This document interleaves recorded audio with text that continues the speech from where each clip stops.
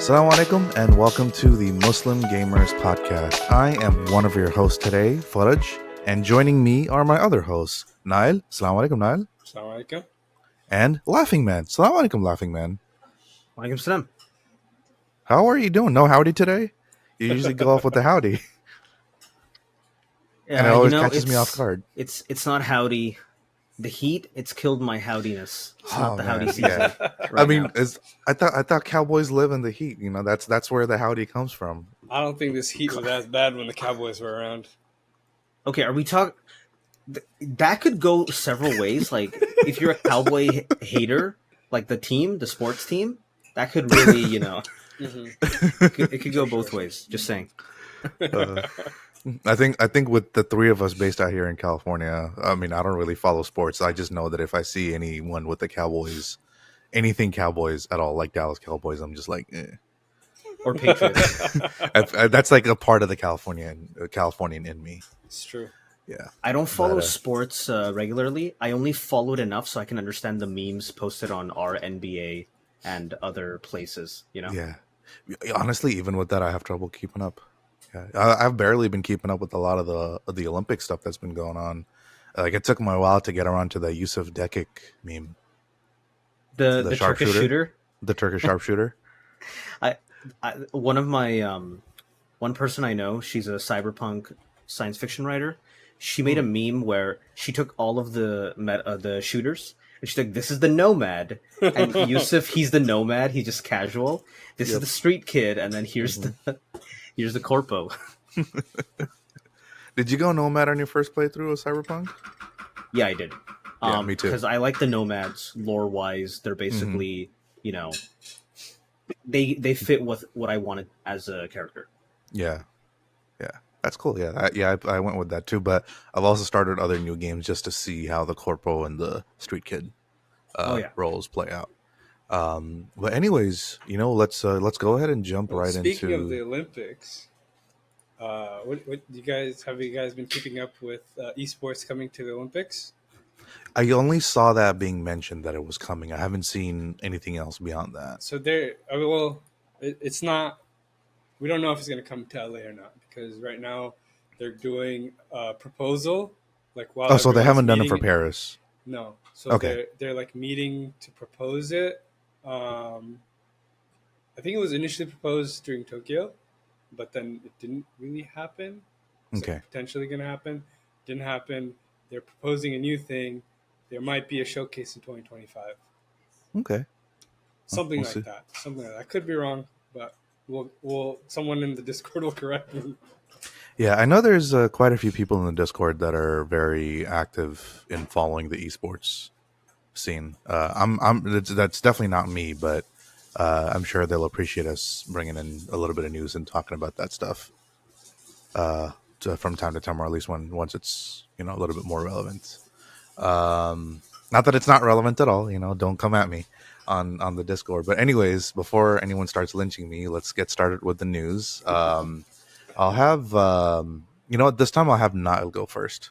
Why don't you go ahead, tell me what's going on? Or I feel like it's been relatively slow in the news scene. I don't know if I'm gonna have much to talk about. After all the announcements and the showcases and stuff, we have a little quiet period before all the back to school stuff starts kicking off. But one thing that stood out to me was Bungie's laying off a good handful of folks. I don't know if they're entirely closing division down, but yeah, it looks like they're laying off quite a few people from their team. So some sad news. Yeah, I remember reading about one of the employees that was about to start maternity leave the following week, and then that week she ended up getting laid off. That's terrible. Yeah. And what strikes me is this isn't the first round of Bungie layoffs. There was there was a round of layoffs several months ago, much earlier in the year, and one of them. This is what got me. It's kind of funny and sad at the same time. One of the casualties of the layoffs was their lead composer. He's been with them since before they made Halo. That's how long he's been with them. I thought he was let go a long time ago. I think I'm it could be I'm mixing things up, but there was some sort of high-ranking composer who got let go, You're and not. Are you talking about Marty O'Donnell or the other one? I forget the name. He has a all I remember is he has a website, and on the website, on the front page, his own personal site, he would list all the Bungie stuff he worked on. He Mm-hmm. removed it and he just put a sentence that said "gone fishing" smiley emoji. Hmm. Okay. Because yeah, That and could be Marty. but yeah, there's a lot of rumors that this is because I don't play Destiny. I tried it out. MMOs just aren't my thing, but I have friends who play Destiny, and they were Insert like, of those common Destiny is not an MMO. But "It's continue. okay. Sorry, We didn't mean to can." interrupt. He's not here this episode. We can praise Kingdom Hearts and and Pokemon, which I got a little side tangent on that. But before we go to that, Yeah. the final shape, which was their latest expansion, and it's basically the Avengers. This analogy might be a little overdone, but it's the end of a 10-year story arc starting from Destiny 1, Mm-hmm. aka kind of like the Avengers Endgame moment of Destiny. And it was super successful. It sold extremely well. Destiny 2 I think even broke records on like concurrent players on Steam. Hmm. I have Okay. friends who play Destiny. They were all hyped about it. I tried it out even though I don't play it. I do keep up with the story and the lore cuz it's interesting. Now, after all of that, they laid off 15, what was it, like 15% of the workforce. Um, That's huge. and and apparently they had other projects and they ended those projects and they're just going to be focusing on Marathon. I think that's their next big one, which Yeah, a lot it of was people, they're basically just want to focus on Marathon and Destiny. yeah. Okay. Um, yeah, And I I don't know if how much that's going to really they're under PlayStation now, but I don't know how much that's going to really help them. There isn't any hype, at least on the internet. There isn't no hype about Marathon. Everyone's kind of like, "No, why? We don't want this." It just doesn't look good basically for Bungie. And there's also again, this is all speculation, but previously people were like, "Yay, it's a good thing Bungie got free of Microsoft. Yay, it's a good thing Bungie got free of Activision Blizzard." Now it's like, okay, was the management at Bungie the problem all along? so with the article I was looking at, they basically said this kind of frees us from all the extra projects we're on and focusing on getting our cash flow base, like things that are actually profitable, getting growing those so we can like go towards more projects, that we actually want to do. So that's their perspective on it, coming from their PR person or whoever. From a business standpoint, I guess that makes sense. But I remember reading something about how I don't know if it was a CEO or someone at a high level at Bungie in the studio itself, not the publisher level, but it's at the studio level, where they said that once Destiny started, I think it was when Sony had purchased Bungie, was when Mm-hmm. he used that money to buy a boat or something. Which Oh, I'm like, if he's buying it with his Pete own personal money, Parsons. that's different. Was it Pete Parsons? He's the Bungie CEO. Yeah, there was a lot of stuff I was reading about how he spent like 2.3 million on cars, and then he just lays off Hmm. 220 devs. So it kind of leads into that whole imagery of like, oh, look at this out of touch CEO executive. He's got all these expensive Right. luxury cars, and then without a care, he just lays off 220 something employees, basically. I get the Yeah. optics of it, but from the business standpoint, like if they feel like, oh, we're just chasing too many side projects, we're just gonna focus on our core projects, they're just gonna have a bloat in their team. They're gonna lay it off. Sucks, but Yeah, and in my experience, usually people at the top that are making these decisions to let people go, they look at metrics or they just get word from their supervisors or whatever, or from the yeah, they're supervisors just like managing the smaller teams. you need to reduce Yeah, to just tell me who you need to 25%. cut So out, and just they just give them a few names. yeah, Yeah, it which has to be 25% by this date. So like you just don't have it. It's just gonna exactly. happen. Hmm. Yeah, it's really unfortunate where we're I mean, I guess it's always been there. Making video games has always been a business. People, as Yeah, much as the yeah. people that make games, they love it. Or maybe they don't. I don't know. But I feel like a lot of them wouldn't be in it if they didn't love it. But it's Definitely, also, the at people the who end of the day, a make business. games love games, but I don't know about people who are making decisions up top Yeah, no, I'm They talking sh- necessarily. about the ones they that make the games, like the Yeah, actual, like the names you that see in the credits. yes, All the animators, the the storyboard writers, the guys. devs, the musicians. Yeah, for Everybody. sure. Yeah, it's especially when you see the labor of love that goes behind. Like I remember getting my Halo 2 a collector's edition for Xbox, and it came with the bonus like making of Halo 2 documentary, yeah, which Mhm. was really heartwarming to watch. How they saw each other as a family, and they never, it didn't seem like crunch was kind of forced on them, but it was more like everyone is just kind of expected to just put in that extra time because they have a deadline they need to meet for, yeah. whether it's for E3 or for the release or whatever. So it's just sad to see that. And then at that time, I think they were still under the Microsoft umbrella, if I'm not They were, mistaken. they They were, were. yeah, And then yeah, they went Microsoft, and they went Activision, and then they went independent before getting bought up by Sony. So yeah, uh, it's sad. I guess that's all I can say. Yeah, Shall we move on to the next story, guys? yeah. yeah. All right. Let's All go right. for it. All right, Laughing Man, let's looking at our Google Docs, there isn't a lot of good news here, but go ahead, Laughing Man. What's the Right. next piece of news that's going to So make me this sad? is currently a huge. I think it's a bit of underrated news. Like this should be a massive, major scandal. I agree. So if you're into this is very relevant for people who build custom PCs. Not Oh, as you're talking relevant about that one. for Okay, go Yeah, ahead. Go yeah, ahead. yeah. Sorry. yeah, not for people who necessarily game on consoles. But basically, when you build a PC, your choice for CPU is either an Intel or an AMD. And generally, Intel historically Intel's kind of been most people's first choice. It's everywhere. It's in everything, most laptops and stuff. The current generation of Intel CPUs are the 13th, which was the previous generation, and the current is the 14th generation. And a lot of I so my current PC, I actually built this last year, around November, and I was eyeing one of the Intel CPUs, the 13th generation. But I had a good friend. He was giving me like tips and advice. This is my third PC that I've built, but I always like talk to friends, get other people's feedback. He was like, "No, go for the AMD CPU." And I was like, I've heard there's some like, RAM issues. He's like, "That's all been fixed. It's ironed out."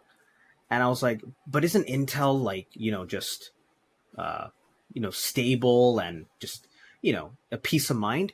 He's like, "Sure, but Intel." He showed me the metrics. He's like, Intel, the 13th gen i7 compared to the AMD 7800X 3D. He's like, "Look at this. The Intel one uses twice as much wattage, Hmm. twice as much for Wow. similar performance." And I looked at that and I was like, I do care about heat generation Hmm. in my PC. I like to keep a cool box. So I Hmm. went with the AMD CPU, and I went to the Micro Center and I barely bought. They only had two left, Oh wow. and I haven't had, alhamdulillah, I haven't had any issues since. And then recently it How came long? How out long have that you had it? I built this new PC back in November. Okay. Yeah, and then So you've recently put it it came through. out. You had time to put it through its paces. Hmm. Oh, I put it through Yeah. Cyberpunk, full path tracing at 1440p, Alan Wake 2, full path Mm. tracing, like Yeah. everything, no issues, Okay. alhamdulillah. Oh Um, no. Came out recently that a lot of people with 13th and 14th gen Intel CPUs were noticing that they were getting random blue screens and slowdowns and stuff. And a lot of people were like, "Oh man, it's my video card. Oh, maybe it's this program. Maybe it's my RGB software." And then it came out because nobody suspects it's the CPU itself. Hmm. It came out. Intel admitted after a bunch of other third party did their own testing. Intel finally acknowledged that the 13th and the 14th gen CPUs have a flaw in their microcode And what this flaw is doing is it's causing the CPUs to reach a certain level. It's drawing more wattage from the power supply than it's supposed to. Hmm. And because it's drawing so much power supply, it's leading to like overload, and the CPUs basically, shutting down, leading to those blue screens. Now, Intel deployed a microcode patch, but even that didn't quite fix the issues. They're going to deploy a second microcode patch later in August, in a couple of weeks. And here is where it gets really bad. For people who have had these issues, because what happens is when the CPU draws too much power, with anything electronics related, too much heat, too much power, it will degrade the structural integrity of the hardware. The physical So- hardware. Yeah. The physical hardware, exactly. So these Intel 13th and 14th gen CPUs that are having the blue screens, even if they get a microcode patch, they're physically already degraded Damaged. permanently. Mhm. Yeah. So Yeah. even the microcode patch, it won't do much since they're physically degraded. They're going to still get blue screens. Now, Intel is replacing people who are RMAing their CPUs. They are replacing them. I was reading several Reddit Like, But threads. is it they past the They weren't warranty? initially doing that though. They Yes, were kind yes. of giving the cold shoulder to people Yes. who were like, you need to like basically Yeah. call a recall, and they were giving everyone a cold shoulder. Yes, because several people said these issues are so bad, what Intel should do is recall every single 13th, 14th gen CPU, fix them up, whatever. Major recall. But Yeah. Intel basically, their analysts and whatever probably did a cost benefit, analysis, and they realized if we recall every single chip, that's going to be more expensive than if we just, replace the ones for the people who ask. Hmm. And yeah, so they refuse to do a recall. And what's even So anyone Uh, listening, if you have a 13th or 14th gen, if you have a hit up Intel. if you have a 13th, 14th gen, and if you haven't been having any issues, you are lucky. You won the Silicon lottery. But still, look up a guide to undervolt the CPU. There are several guides. Even the baseline level, it is severely overloaded. If you have Or been if you having can, blue just return screens, it and get an AMD CPU. yeah, if you have been getting blue screens, just get that File stuff your claim. replaced. Yeah. It really sucks for people with like custom water blocks on their PC because they have to take that whole thing apart, do testing.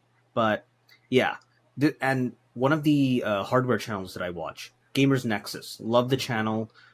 Steve, the guy who runs it, people nickname Hardware him Jesus. Hardware Jesus because he's got that long, hair and long that hair. fluffy beard. Mhm. He straight up called Intel scumbags. He used the word scumbag. Wow. He's Mhm. usually very neutral when Mhm. he, criticizes a company. He uses very journalistic, neutral language. He straight up called them scumbags. I know he was in the conversation a lot recently with the whole Asus Yes, warranty yes. Yep. scandal, I guess, because the Rogue Ally X was coming out recently, and Yeah. every reviewer was like, "Oh, I have to mention Asus's scummy RMA practices," but he actually was pretty tame in the way he described Asus compared to the way Yeah. he's describing Intel. Yep, exactly. So yeah, and what sucks is the average consumer who just, they go to their Micro Center, they go to their Best Buy, right? And they're like, oh, hey, it's Intel. Intel, everyone knows what Intel is. Even boomers know what Intel is. They're not going to know that this CPU, this thing is like it has like severe flaws. Now, I'm hoping that for people who are going to buy future Intel CPUs and don't know about this information, the microcode patch, it's gonna take care of that. But at this point, on new chips. Yeah. on the newer chips that haven't been unpacked. Unused, yeah. Yeah. But at this point, the trust is like pretty much destroyed with Intel. I've been Team Intel all my life. It's only in my recent PC that I went with AMD, and I didn't even know about the flaws. I just went with AMD because, this uses it's the same price and it uses less power. less power means less electrical bill, right? I just went with that. No issues, and I don't think I'm going to buy an Intel CPU in the future. And on top of that, what was it? Several million got wiped off their stock. Their stock completely tanked. Yeah. completely crashed. Well, And I mean, tech stocks in general are falling, but theirs has like fell even harder with this news coming. Significantly more. There's a really quick funny story about that. Do you guys know the subreddit Wall Street Bets? Yeah. Yes. Okay, so Weren't they the guys responsible for the whole GameStop? GME, Yeah. initially, yeah. Okay. So there was a guy on Wall Street Bets, and Wall Street Bets hasn't been relevant for like years since the GME. Since 2020. Yeah. So one dude, this is early on. He mentioned that his Nana, his grandmother, died, and Nana left him $800,000 in inheritance just for him alone. Wow. And this dude is a college student. He's probably like a sophomore or freshman in college studying math. So he took $700,000 of that $800,000 that Nana left him, and he invested it into Intel stock. And then the very next day, Intel stock completely crashes, and the whole subreddit, they went wild making memes. Yeah, and Wall Street Bets is now relevant again after like 4 years because of this kid who Oh man. invested $700,000 Lord. into Intel stock, and then it crashes the very next day. It's a little sad that we're getting more of a reaction for him losing money on that rather than his grandmother actually dying. But I mean, okay, I don't have much sympathies for that kid. I'll be honest with you. Yeah. I'm an amateur, right? But the first thing everyone knows is diversify your investment portfolio. Yeah. You don't put your eggs in one I basket. One that's basket, yep. but that's Yeah. the thing about Wall Street Bets. It's literally just blind. It's gambling, betting. yeah. It's literally It's- blind betting. Bets, it's in the name. Gambling. Hey, you Yeah. just go full send. Yeah. Now he did. Everyone was like, "Oh my god!" Everyone's like pinging him, like, "Yo, this poor kid's gonna wake up in the morning." He did respond. He said, he's been very depressed, very sad. His parents have noticed, Yeah. but he's kept it from them because he's too ashamed to admit to them that he lost He blew over 1/3. $500,000. Man, half a Quarter million. million. That's how much it went down. He said that in the long term, and he's most likely correct. He said he's gonna hold on to it for about a decade, and by that decade, it'll probably recover. It'll probably be fine. Yeah. Yeah. It'll probably be fine, but at the moment, short term, he's suffering. Yeah, I mean it's Intel.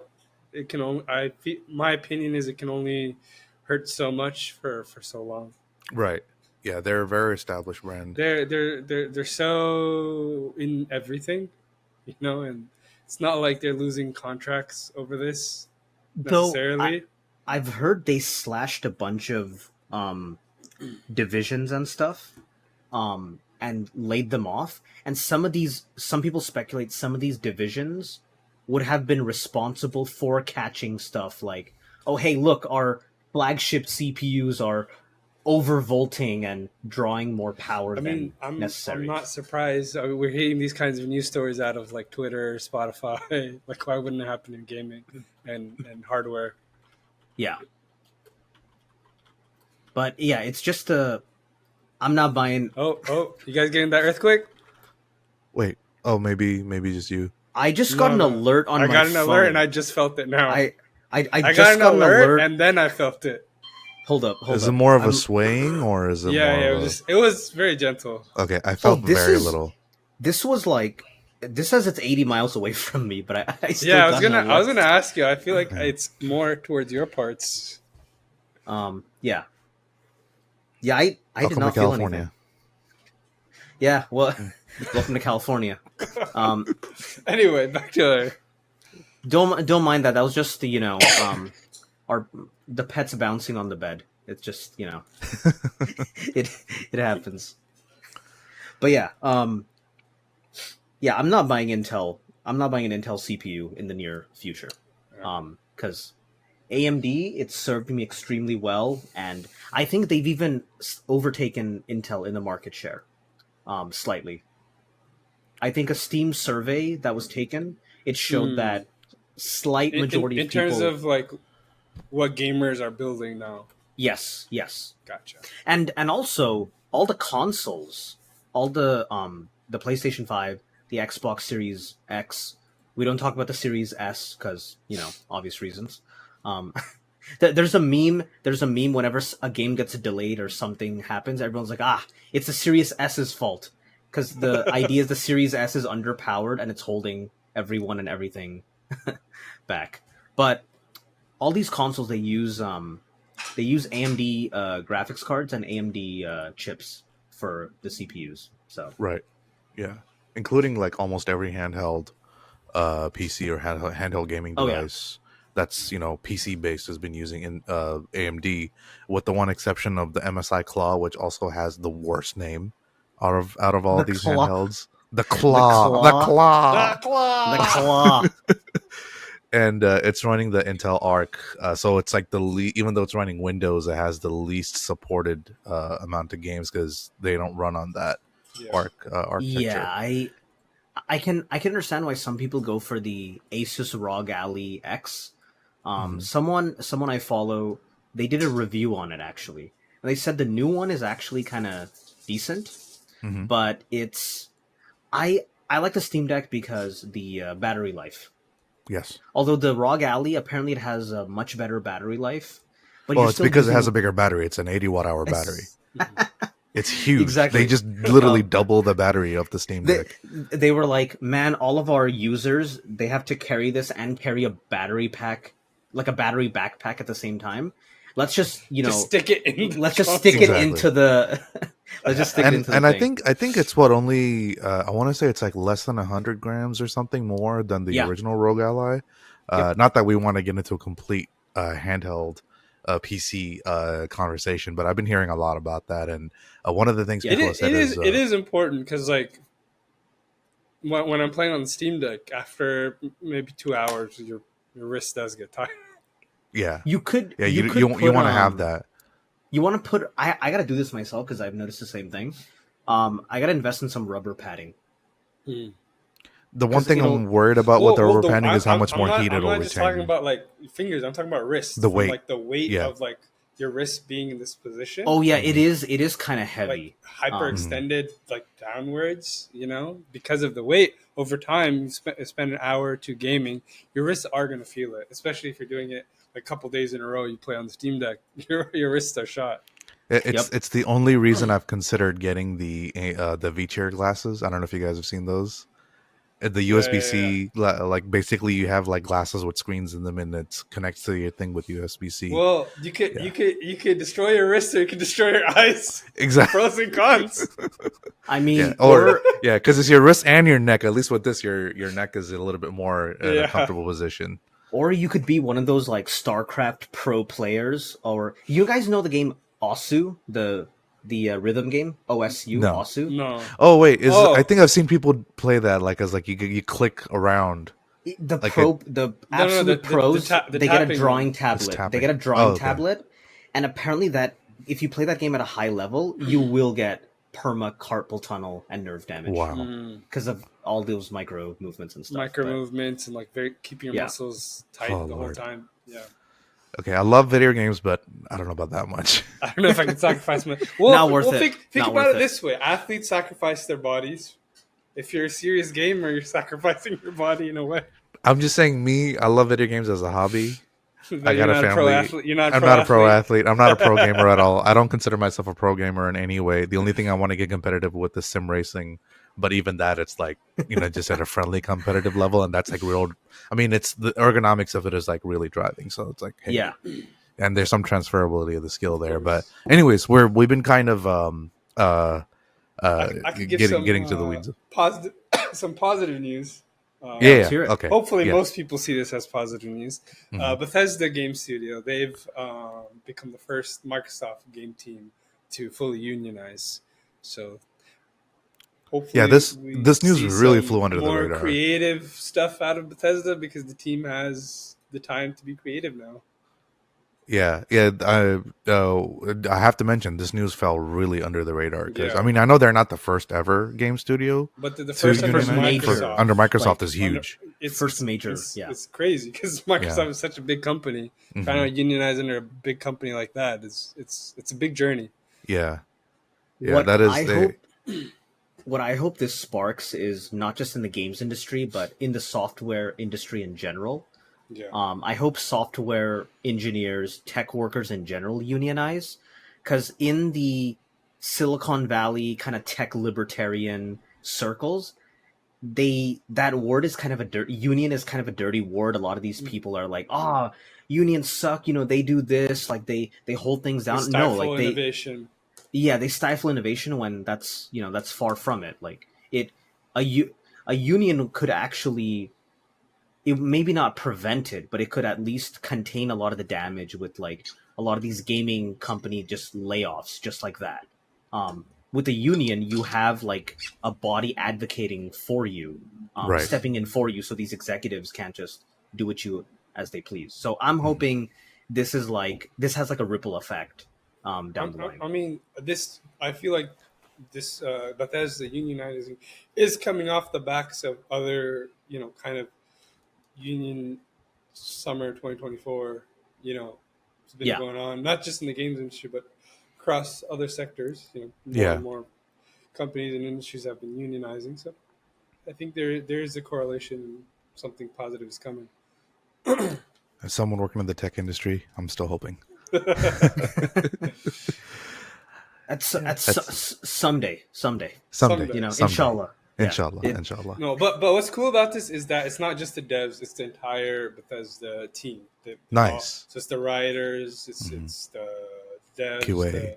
the art, QA, everyone. The whole team Mhm. has Yeah, unionized. usually it's unfortunate because especially when it comes to games development, as far as I've seen, correct me if I'm wrong, anybody, but QA is kind of seen as like the most expendable because they're the ones that are brought yes. on a Yep. contract basis. So Hmm. once the contract is up, it's like, all right, sayonara, goodbye.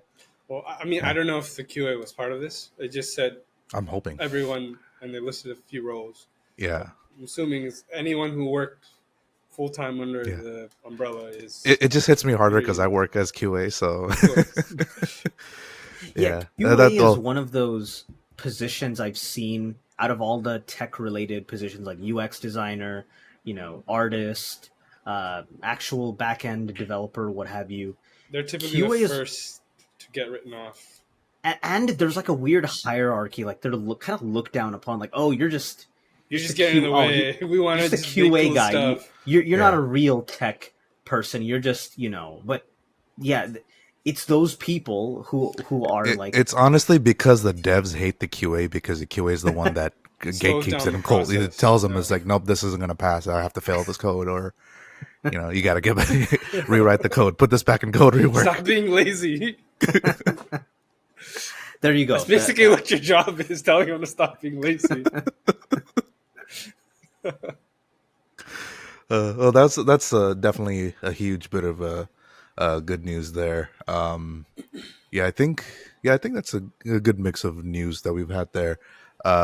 Before we move on to the next segment, I think we might have time for one more news topic. Anybody want to jump in with what they want to talk about? Yeah, sure. This happened a couple days ago. Game Informer, a news Oh yeah, magazine that's hmm existed for 33 years. Think about that. man. 33 years. It's old enough to rent a car from the airport, Without having to pay the extra fees. without having to pay the For extra context, fee. for context, I'm 33 years old. Wow. Yeah, it's the same age Why as did you start Game Informer, huh? Right? Yeah. You, you could have been So places. yeah, you could yeah, have I as an infant before you said before I could you're- even say my word, before I was potty trained, um before I Anyway, could sit up go but ahead, or yeah, roll please. over. this is really, I follow several of the journalists on social media and stuff, and it's just really sad, like, to see this publication and so many people, even Jeff Keighley, the guy who runs the Game Awards, even Hmm. he was like really sad. He usually stays neutral on these things. He just Hmm. reports this happened. Even he was sad. He showed a picture of like a lot of the Game Informer magazines that he had collected. Yeah, it's as a young such an person. institution. Like, Yeah, I've, and it was always around. Yeah. it's just, I think it's like a greater symptom of like print media in general Mhm. dying in this digital age. And so it when I read this news, it got me reflecting on a couple of things. So we have been brought up in this, and I'm guilty of this myself. We've been brought up in this age like, oh, I want to read something. Oh, it's behind a paywall? I'm not going to read it. Nope, not interested. Even if the paywall is like $1, like $1 or something, $1 Right. a month, Mhm. we're not going to pay for it. But that's exactly what keeps these print media afloat. But we have become accustomed to this internet where like all information, everything It's free. is Mhm. free, and Free. some information Quote unquote should be, free. yeah, quote unquote. Some information should be free, but if the information is like well researched, because anyone can, especially with Chat GPT nowadays, you can put up a really terrible, like very basic article of like, oh, here's a walkthrough of this new game, whatever. Like, you could do that, but good journalism, whether in gaming or not in gaming, it requires like good writers, good effort, research, interviewing, all of these things, investigation, yeah, Which Mhm. is and that's very expensive. Yeah. that costs money. And with print media dying, it looks like there are whispers and rumors that slowly console developers want to slowly edge away from physical media as well. It kind of makes me a little like worried about the future of like games journalism. Now, some people might Mhm. say, "Oh, games journalism, it's a joke." Like, haha, if I want my quote unquote games journalism, I'll go watch a Donkey video or I'll go watch a YouTuber or something. But that's not the same. Like that YouTuber is just giving their own like opinion. After reading an Where article that a journalist wrote. Yeah, yeah, exactly. Good point. exactly. Yeah. I think the main games journalist that's still like, have you guys heard of Jason Schreier? Yes, from Kotaku. He used to Yeah, work at Kotaku. He's now at Mhm. Bloomberg, basically. He Oh, wow, broke yeah. he broke several major news stories. He interviewed CD Projekt Red devs during Cyberpunk's initial bad release. He got the insider scoop on Anthem, what happened behind the scenes. He's written some books as well, and he's published lots of good stories and stuff. And I'm kind of happy the guy left Kotaku, because Kotaku also last year or like couple earlier this year they also laid off a They bunch. had a They didn't few shut for down, but Yeah. they're close. I wouldn't be surprised if like at Kotaku might be next. couple years down the line, yeah, because Mhm. print media is They've only dying. they've only narrowed their Was focus Kotaku scope down to. was Kotaku ever print? I think they were always digital. They were always online, but they stopped doing like journalism type articles, Yeah, and they're only focused on Kind of guides. listicles and Not, and I their don't think it's guides- even listicles. I think it's just guides. Yeah, their guides are all like super basic stuff, and a lot of times they're writers, which I can't blame them for. They're yeah. focusing I mean, on like I haven't culture. read a Kotaku article in like maybe 3 years at this point. Cause Yeah, they're focusing on like used culture to come war up because stuff. yeah, it used to come up often enough. Oh yeah, breaking Yep. news. But now I don't think I've read anything from them like the last 2-3 years. Yeah, yeah. yeah. They've kind of faded away from relevance, unfortunately. And But oh go yeah, ahead, real go quick. ahead, Laughing Man. Game Informer was owned by GameSpot, so and IGN GameStop. they recently, or sorry, is it GameStop or GameSpot? No, GameStop. No, not Spot. No, Not- not Spot, because Wait. GameSpot is owned by CBS. GameStop, the store, owns Game Informer, which is why with your Oh. GameStop. Oh, you're right. It is Yes, GameStop. yes. Yeah, You're right. It is GameStop. yeah. It's okay. It's the same now- letters. Very easy to mix up. Exactly. Yeah. Yeah. Now IGN is like, I think they acquired another gaming publication, but Mhm. how long that's going to survive, we don't know. And that, I don't think that's a really bad sign when like all the gaming news is Consolidated. basically consolidated in the hands of a couple companies, basically. And Yeah, I companies think- who aren't paying their workers, their writers very well. Mhm. And so why would people work for them? A lot of games journalists I know, they're leaving the games It's industry. They're basically like, just Viacom and IGN, yeah, pretty Yeah. much. pretty That's much. Yep. every all the other publications are owned by Viacom now. Yeah. Yeah. CBS, Viacom. Yeah, it's. I think that could be a much broader discussion too about the consolidation of games media and games journalism. Maybe we can talk Yeah. about it With next what's time. happening there. Yeah, definitely. We could definitely talk about that next time. But Hint, speaking hint, of wink, wink. the, but speaking of the Game Informer news, it's hitting me a little emotionally just because I had collected a bunch of Game Informer magazines when I had my subscription active. And I read through some of them, but I saved them with the intention of like, oh, maybe one day with my kids I'll get to make a collage. The sad thing is I can't remember if I threw that out or not in my move when I was moving between houses. So now it's like, man, I've lost a piece of history there. The bigger regret for me is once I used to go to GameStop Expo very frequently, and one year when I went, I got to meet the editor and a couple of the writers at Game Informer, and they were giving away this like gigantic cardboard cover of the magazine, and it was the cover art for Grand Theft Auto 5. And they had signed that cardboard, and they had the very last one. When they were giving it away, they'd signed it for me, Nice. and I had it in my room. And unfortunately, I think some part of it tore or something when I had it in my room, so I had to throw that out. And now I'm like, man, just seeing that Game Informer shut down, it's like I don't have that physical, I don't have that memorabilia anymore. So it kind of makes me a little sad. But it does Yeah. get me thinking of like, I think this will be a good, interesting question.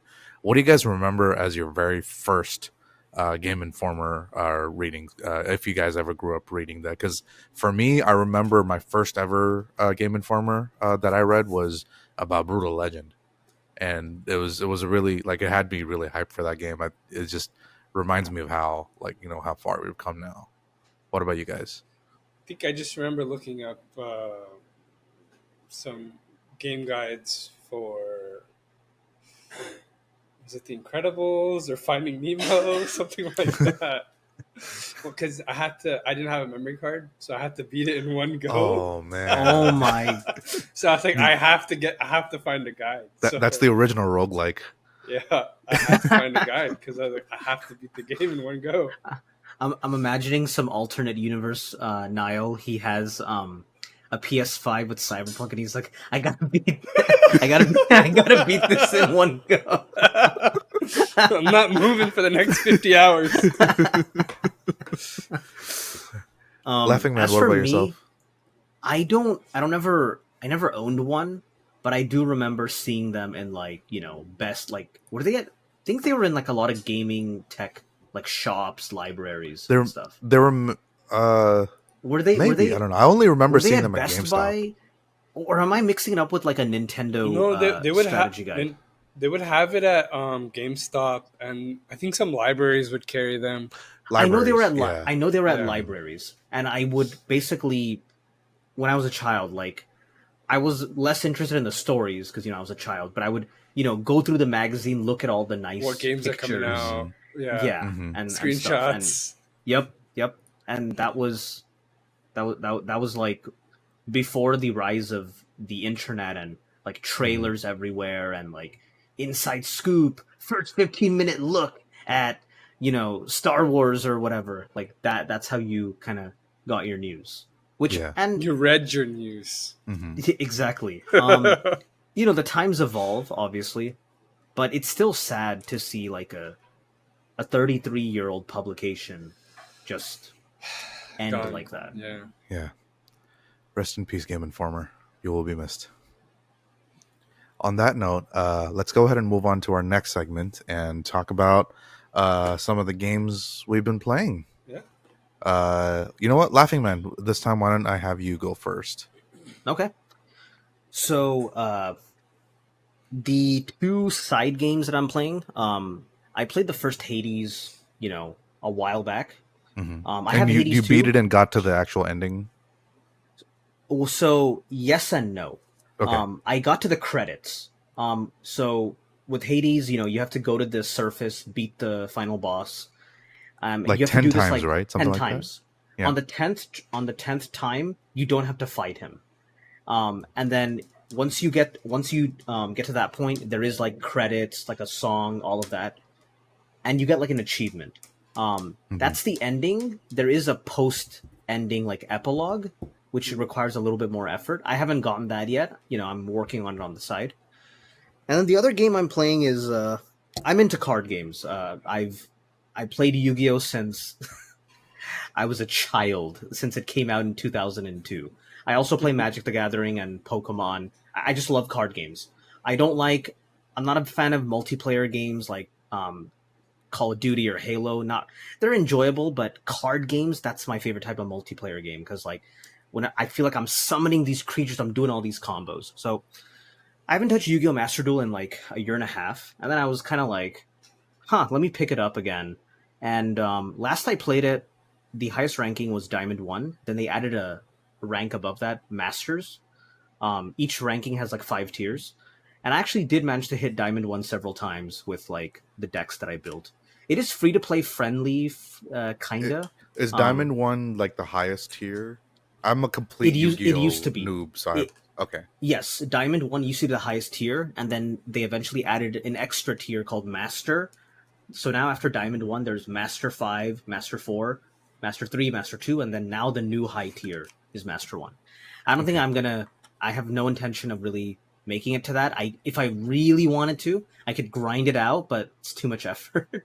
Okay. I just wanted, right now, I built a deck yesterday and I've been kind of playing here and there. I went from rookie all the way to plat 3. Um, you know, so that I've been playing that, and then the main game that I'm playing is Trails Through Daybreak. So Trails is a JRPG series. I call it the One Piece of JRPG series, and the reason is any other JRPG series, Final Fantasy, you don't have to play Final Fantasy 12 to have played 15. In fact, they're completely separate Yeah. Hmm. universes and stories. Tales, aside from a couple of them, they all take place in their own reality, own universe, and stuff. Trails, it currently has 12 games so far. It was released in 2004. It tells one long story continued in each game. So games are grouped into like sagas, and sagas are based off a country in this fictional world. And so the first 3 games take place in one country, the next 2 games in a different country, and what happens is the main story advances, and then previous characters, protagonists show up later to help out or make cameo appearances. So, like in the 10th Trails game, almost every major character that appeared in all the previous 10 games, they all come over and they team up in like Avengers Endgame, like, yo, move over. Mm. This is the real Endgame type thing. So the current one I'm playing, it's the 11th Trails game, Trails Through Daybreak. This takes place in a new country, new protagonist. And I think Trails is my favorite JRPG series because of the storytelling and because it tackles heavy topics like war, genocide, war crimes, imperialism. They don't shy away from these topics. And the new one, the protagonist is 24 years old. Now, to some of us, we'd be like, that's still young. For JRPG standards, he might as well be like 50. Like a protagonist who's not like a teenager in a JRPG, they're considered old. And some of the characters kind of make fun of him. But yeah, the new protagonist, love the guy. His name's Van. Van is a very sarcastic, like, guy. Like stoic, sarcastic guy, which I love that type of character. And for anyone who wants to try the Trails series, but they're overwhelmed by what I just said, you don't have to start from the very beginning. You don't have to play all 10 games. You don't have to do what I did, which is play all 10 games back to back last year. Took me from January to August to finish all 10 of them. You don't have to do that. You could just pick a saga and start with the first game of the saga. So the current one, Mm. Daybreak, is the first game of the new Calvard saga. You could start with Okay. that. And there will be references to previous games, returning characters. You won't get like the full like experience or like how hyped it is, but you'll still be able to get into the story. And several friends of mine who hear me, hyping about the series, they got into it with the current game and they're enjoying it. So yeah, that's pretty much what I've been up to. Okay. Okay. Cool. Nice. Yeah, that honestly that does sound very overwhelming. When you mentioned talking about the Trail series, I'm not much of a JRPG guy. So yeah, I don't know. I have. Well, as we get into our main topic, we'll understand why I'm not keen on starting any new JRPGs. But before we get into that, Nael, why don't we talk about some of the games that you've been Yeah, playing? I have been quite busy with family, pretty much this whole summer, so I haven't had as much time. But here and there, trying to introduce people to games, So I kind of dusted off SpongeBob Battle for Bikini Bottom for my sister-in-law, who's really into Hey, SpongeBob. that's a classic. That is a classic. So they I don't know. At some point, they remade it for the Switch, and I replayed it and I pulled it out for her. She was having fun with it, and then I got my wife to start playing Hogwarts Legacy, Oh, nice. which is probably I think the first real intense game that she's played. Okay. Before that was Mario Odyssey. So her getting used to the camera movements, spell sets, all that. So she's been doing really well. I think she's like a quarter of the way through the game. Nice. That's Yeah. cool. So Yeah. I've been like sitting there reading while she's been playing and helping her when she needs help. That's That's awesome. actually really That's really sweet, cute. mashallah. Yeah. That's really cute, man. Yeah. I should get on the Steam Deck though and get through my pile of shame. Yeah. As we Oh, get, yeah. Yeah. Oh, we're jumping ahead a little bit here. No. Oh, I don't know what you're talking about. Uh, I kind of I wish my wife and I were like that, where she'd be playing and I'd watch, or I'd be playing and she watches me play, because she calls like whatever game I want to play boring. She's not a video game person at all. And lately, when Well, it she's could be the types of games you play, maybe. it's not just the Okay, types. okay, I think she's just not a video game person at all. that's The fine. only game she's really liked playing was Sims, and even that she doesn't want. Like, if I'm playing and having her watch that, she doesn't count that as spending time together. When Mm. she's watching Desperate Housewives and I'm sitting next to her and I'm on my Switch, that doesn't count as us spending time together. So yeah, yeah, but I love her. Of I'm not course. just saying that because she's No, within no, but earshot. I really do. that's how it is for her. It's okay. Yeah, let me get through very quickly of what I've been playing. I know you guys have probably heard about the First Descendant. hmm It's the free to play game from South Korea that's apparently a ripoff of Destiny and Warframe, which I can definitely see that. Oh yeah, As the someone, waifu game. yeah, exactly. I did not pick the waifu character. I know we've had our Stellar Blade discussion of trying to avert the eyes from the haram, and it's very apparent in this game. Actually, I don't know if I should say it's very apparent. Egregious. Um, yeah, I just avert my gaze. I just turn my camera away. The main thing I've been having fun. I'll tell you. I'll be honest though. The main thing I've been having fun with this game is the actual shooting mechanics. It actually Okay. feels very satisfying to shoot. I love looter shooters, and this is just another looter shooter. Nice high Just speed, high velocity. high. Yeah, it's very high speed, high velocity. It feels like what Destiny would be like in third person. Laughing Man, when you were talking about how much you love the lore and the story of Destiny, I couldn't relate to that at all, because the lore and the story of Destiny was so forgettable for me, but it's the gunplay and the gameplay that stood out. Like, it's some of the best and tightest gunplay I played. It's Bungie, the So guys behind Halo. So let me clarify I something. Yeah, go ahead. Destiny lore. Ugh, this might piss off some people. It's decent, but it's not. Anyone who's read classic science fiction or any like good science fiction, it's convoluted as hell. yeah, But I don't think it's I going to found piss it. off as There many isn't a people as you core think. Yeah, system to kind I of found it interesting. I blend it found it's it together. very interesting, convoluted. Very convoluted. and kind of like it kind of feels like the writers are making up the rules as they go along. Like at Hmm. least to me. I'm writing's one of my creative hobbies, so I can kind of tell certain Hmm. things, but I don't love it. Just to be clear, I think it's interesting. It's what Yeah. got me interested in the gameplay, and it has Right. amazing gunplay. But Yes. it wasn't enough to keep me. I don't like grindy, mechanics, FOMO Yeah. stuff. Yeah, and honestly, it's I don't have as much time during my day as is, and there's so many games I tend to jump between. So I haven't put as much time as I would have liked to for the first Ascendant. But what I did play, I did have fun, and I do intend to go back to it. I still have it installed on my PC. So I definitely am going back to it. I will say, if anyone says they're playing this game for the plot, it's the same as, the guys that say they're watching the anime for the plot, quote unquote. There's, I don't know, it's just the voice acting is just, the English voice acting is terrible. All the lip syncing is done to the Korean. So when you change the language to Oh Korean, it no! looks and sounds a lot better, honestly. Oh no! Um, It's but Ghost of in Tsushima the all middle over of again. gameplay, it's like I can't, be reading subtitles just to understand, what I'm supposed to do or the context behind the objective. Mhm. So I switched it back to English, and it's Yeah. my kids watch through some South Korean animated shows on Netflix, which are very badly voice acted in English. So that's all it reminds me of when I play the first Ascendant.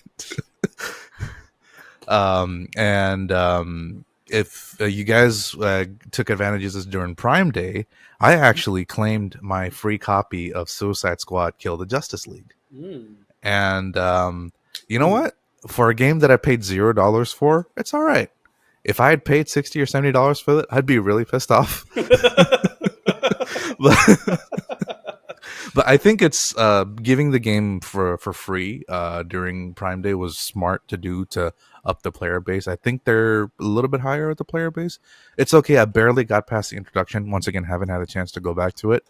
I've also been going through a little bit of a rough time with some family related responsibilities, just a bit of stress. And one of the unfortunate ways I deal with stress is retail therapy. And I ended up purchasing for myself, even though I have a full on Switch, a Nintendo Switch, I purchased an additional Nintendo Switch Lite. And remember we were talking about portability and how, How like, did it you feels. how did you justify it? So this is the Animal Crossing edition, Okay. the Tim and Tom edition or whatever. It's like Tom Nook's kids, Timmy and Tommy or whatever. Tim and Gotcha. Tom. Hold on. Timmy and Tammy. I don't know. Whatever.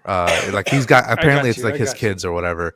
So this Gotcha. version Yeah. of the Switch Lite is actually $40 cheaper than the regular Nintendo Switch Lite. So it was $159.99, and it comes with a free game, It's which not a is bad worth price. It's not a $60. bad So it's price. like I'm essentially only paying $100.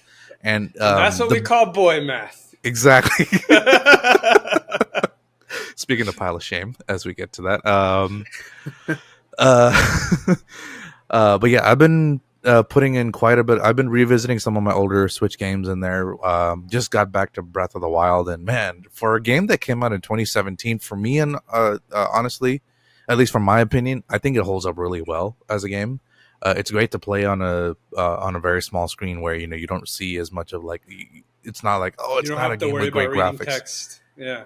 Exactly. I mean, yeah. I mean, I it's mean, not that small. but It's readable. for the most part, like you're just running around in an open field. You don't have to worry about Exactly. reading text. Yeah. Exactly. And the battery life on it is pretty decent. And remember, we were talking about the weight of the Steam Deck. This thing is very light. The only thing I had to get for it was a grip case. And yeah, I play on it for Did hours you now. play the new one too, or not So yet? I mainly got it just because I didn't beat the main story for the second Gotcha. one. And my son has been, I don't want to say hogging, but he's been using the main Switch a lot more. And I don't want to like mess with, like, if he's in the middle of a game and you put it on sleep, if I start my game, it's going to mess with it and everything. Which also Understandable. having a second Switch and using it as a secondary with your account as not the primary on that Switch is a pain.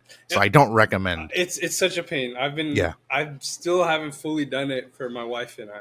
Because Yeah. like it's so like, is it saving across? Like what's going on? It only saves across if you have the online I know, membership. I know. Yeah, It's but there's a way to do it there if you're isn't- on the same Wi-Fi. There isn't like a simple guide that explains like this is what you need to do, and Exactly. all your problems will be solved.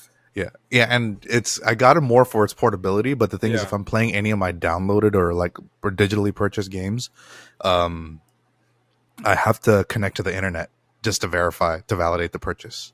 Yeah. Yeah, But- and I mainly got it But because I think you only have to do it once, right? no, it's anytime you start the game, and if the game has been, if you put this console to sleep and it's been more than a day, so when you resume it back, I haven't had that experience. maybe because yours is the primary. My account is a primary, but some games like my wife bought from before, so I have to like play So is her that account the game. primary on yours too? No, My Oh, account is the primary.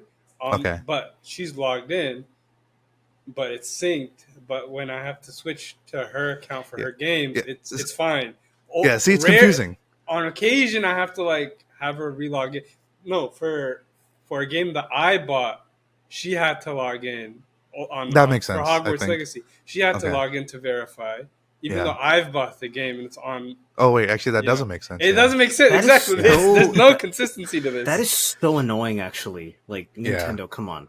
Yeah, no. So I mainly got it as like something to keep me occupied when I'm visiting a family member at the hospital, and the for some reason of all my devices, it's that Switch Lite that doesn't want to connect to the Wi-Fi there, so I can't verify any, and I can't use my phone as a hotspot because signal is so bad at the hospital. So it's like, oh well, what can you do? I got my Switch for $100, so that's I'm gonna stick with my boy math. But speaking of boy math, I know we've just hit the 1 hour mark for our recording. We could do this in an abbreviated way. Sure. Let's so the topic that we wanted to bring up was our piles of shame. There's a whole article that came out somewhat recently on it, and How would you define a pile of shame, first of all, Nael? In this context, the pile of shame is all the games that we've bought and never played. especially with the Steam sale Our that Steam just libraries, happened. our Yeah. I would the like Steam to- sales, the humble I would like to bundles. add to Niall. He said we've never played yet. Yet. We'll play it one day. One day, one of these days. That's why we got them, right? Just so we can play them. Yeah, one we're day. gonna play it eventually. Yeah. We'll Yeah. get to it. Yeah, you may have gotten like the 11th game of So, the Trails, we even though don't you have never to- played the first one. And then you end up getting the first one anyways. It's like, get- no, I you got get the all- 11th you one get as all- well. You get all 10. You're All like, 13, I'll get to yeah. them eventually. You get to them eventually. But I think instead of getting into the deeper discussion about what this could all mean, let's just talk about the numbers. And when we say numbers, we're let's talking just- about our own numbers. Oh, all right, God. gentlemen. All right, let's see those numbers. What's your pile of shame? Oh man. I hope I'm glad my wife doesn't listen to this podcast. I'll start. Go ahead. So we're using this tool on steamdb.info where it calculates the overall value and it breaks it down by like our account value based on like the lowest prices. I think it's the lowest prices we paid or the lowest price of the I think it's value the of all the games. lowest lifetime price. Lowest Yeah. lifetime price of We're all we're the guessing. games. We didn't. Yeah, okay. We just So started messing that- around. Then it and- gives and- you and it gives you a today price based on like what the prices are today. Yeah. I think the today price is going to be a much more of an interesting number to talk about because that makes it just adds a little bit more context. So for me, I have how many games does it say? Does it actually give me a number of games? Is there a part in the article where or in the on the tool where it tells you how It many games? doesn't. Oh, okay, actually no, it does. I there it have is. 525 games in my Steam library. And out of those, I've only played 270. So I'm at you're- least over 50%. I'm at 51%. That's more than halfway. You got a better like track record. I than think a lot I of think other it's people. I think it's a lot of those games that I installed on my Steam Deck, thinking I'll play them and I'll run them just to see okay how well does it run? Is it enough of a low enough TDP for me to justify playing it portably? Yeah. But the overall value, or based on today's price of my collection, is Let's hear it. $6,643. Oh my god! Good lord! Oh man, so that comes to about like when you look at 525 games in my entire library, it's weird. It kind of works out to be like a little bit over like an average of $100 per game, but this also doesn't count for like DLC and other additional Games you got on sale, Right. So that's not the free full games amount that I paid. included. Exactly. It doesn't mean it doesn't mean you paid that much. It just means the value. judging by today's market price. Because you Yeah. probably bought most of those on sale, like they were Mhm. $1 or $2. Yeah. Right. So it says the average price of the items in my collection is $15.41. So that's not bad. Mm. That's actually that's not bad at that's all. actually pretty good. Yeah. Oh, yeah, my math was way off. Not $100, like about $15 per. Okay, that makes a lot more sense. Yeah, we just Yeah, see, accepted boy your math. Yeah, math. it's the reason I Hey, didn't hey, major in listen, math. don't give those devs any more. Don't give those game no, not the devs, the game companies ideas to give. What is it, 60 to 70, and then eventually like a game's gonna cost $100. Like, yeah, come on, Oh let's not man, give them yeah. any ideas. No. Don't do that, devs. Don't do that. All right. Yeah. You know what, Laughing Man? Let's have you go next. All right, let's go. So, according to this site, my today's prices is $7,000 67. No, $7,067. There we go. And we were making 7,000. fun of Blood Money because he was also in the sevens. I think he has the highest out of all Yeah, of us. we'll get to him at Um, the end. I know he's not here with us right now. In this he's not here to recording, defend himself, unfortunately. exactly. But we'll definitely save his for the end. And I Yeah. have. Oh, and by the way, this obviously only counts for games that we purchased on Steam, not counting any games we might have purchased On outside, like Other EA, launchers. Epic, Yeah. GOG, And this isn't console. how much we've actually spent of our own money. This is Yeah, I don't want to do value. that math because I'll be depressed. I don't think it's that high, but it's probably up there. And then I own 306 games, and I've played 197, so 64% of them. Nice. That's And huge. my average price is $26.97. Okay. Yeah. Okay. Because I have bought some games, like I really like them on release at full price and don't regret it. You know what? Can you tell me what your top 3 games are based on playtime? Based on playtime? I'll mention mine as well. Sure. The first one's Yu-Gi-Oh! Master Duel, but I'm going to disclude that because it's Yu-Gi-Oh! All right, so the next 3, Cyberpunk 2077, Nice. Pillars of Eternity 1, and then Elden Ring. Okay. Cool. Mine is Borderlands 2, Ghost Recon Wildlands, and Valheim. Ooh. I love Valheim. Okay. I love Valheim. You still play so Valheim? much. I haven't played in a while because the guy I've been playing with has gotten...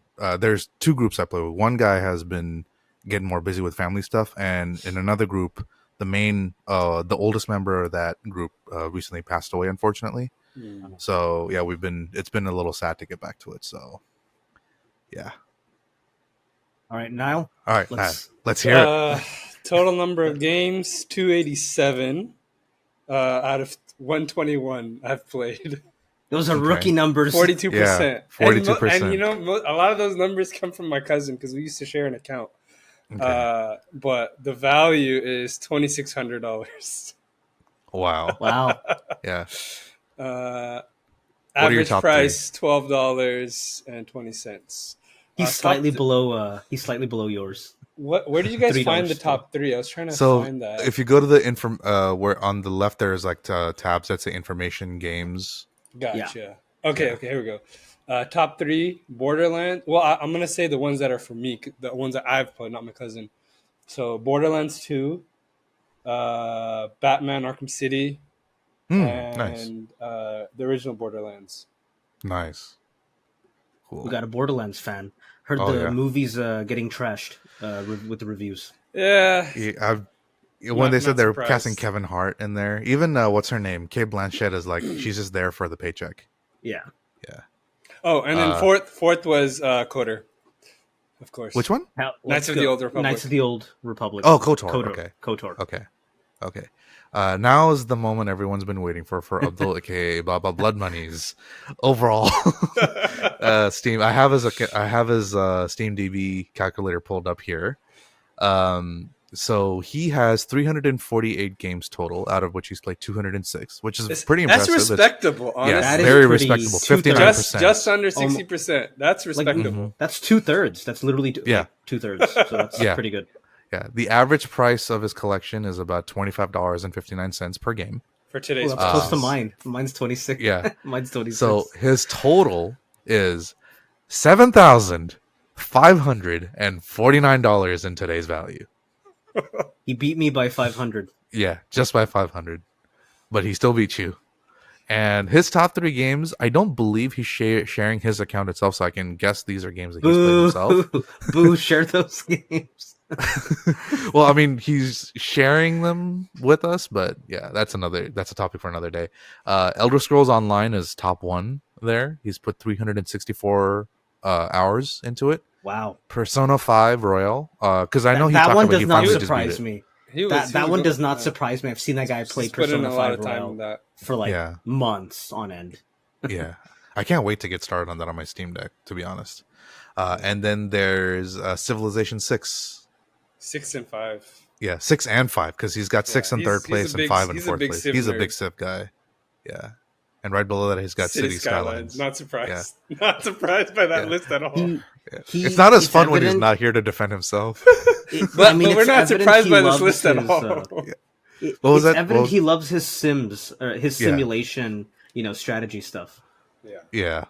Oh yeah, it's definitely evident. Yeah. I mean, And it's a fun hold on, genre to Faraj, get into. are you sure those are correct? Like, you sure Kingdom Hearts isn't? Yeah, because we all know he secretly loves Kingdom Hearts. That's his right? favorite game, guys. Yeah. If only it's we could on- look at his Nintendo account and see how much he loves a Pokemon Violet and Scarlet. and look at his PlayStation account and see like how many hours he spent, on all the Kingdom Hearts 2 or 3. Exactly. Yeah. I bet he loved Kingdom Hearts 3. Yeah. Oh man, yeah. This was fun. I'm going to include a link in our show notes for this tool, where if you want, there's two different tools. There was only one that worked for me, so listeners, you guys are, and viewers, you guys are welcome to try both of them to see, how What big is your also publishing. helps is one tool will give you like a string ID for your account. And if it's not pulling up your account, you can use that string ID in the other tool to like pull up your account. That's how Yeah. we were able to do it for some people. Yeah, I mean, it was still kind of giving me some issues, but at least one of those will work for most people, is the way I'm seeing it. But yeah, we'll include it there. You guys are more than welcome to try it out. But yeah, I think that's it for our episode. We actually stayed under an hour and a half this time. Yeah, we were aiming to keep it under an hour, but we're at an hour and 11 minutes right now so far. So I think that's really wonderful. Progress, not perfection. Pretty soon we'll be able to hit under that hour. But I don't know how we'll do that when we have four people on, but we'll see. Yeah, I think it's still good. I think it's great. Once we get those social clips and everything out, I think it'll be easier for people to consume our content. But yeah, if you're listening or watching us on YouTube or listening to us on whatever podcast platform of choice you are using, thank you so much for sticking it out all the way to the end. We hope you had a lot of fun. And as always, we ask for your honest feedback. Let us know in the comments, or join the Discord. I'll include a link for joining the Discord as well, and let us know. I think a lot of people are probably listening to us, because they found us on the Discord. But if you're finding this elsewhere, join the Discord as well for Muslim gamers. Let us know how we're doing. Meet fellow Muslim gamers. Let us know what other topics you want to hear about. If there's something happening, that you'd like us to dive into on a discussion, outside of our regular content, we can have an open discussion maybe. Absolutely. Yeah, give us your feedback. Yeah, we would definitely love your feedback. And with that being said, thank you so much for listening, and we will catch you on the next one. Assalamu Alaikum.